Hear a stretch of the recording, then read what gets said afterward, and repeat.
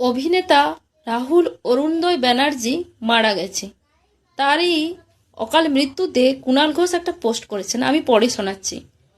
রাহুলের অকাল মৃত্যুর পর যারা ওর রাজনৈতিক বিশ্বাসকে জড়িয়ে তাকে আক্রমণ করে ফেসবুকে পোস্ট বা কমেন্ট করছে, সেগুলো জানোয়ারের থেকেও অধম।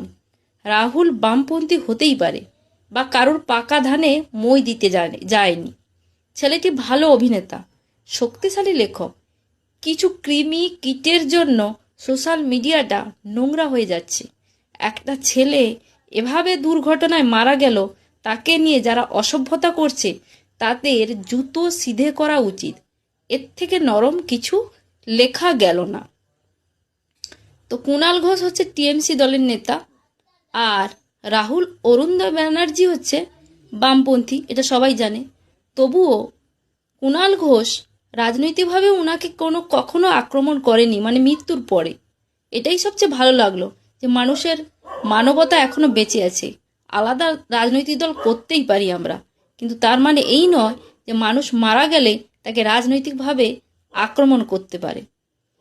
এটাই হচ্ছে মানে মানবতা। কুণাল ঘোষের সঙ্গে আমি সম্পূর্ণ সহমত, এবং কুণাল ঘোষ যে এইরকম একটা পোস্ট করেছে, এটা একটা মহান মানবতার পরিচয়।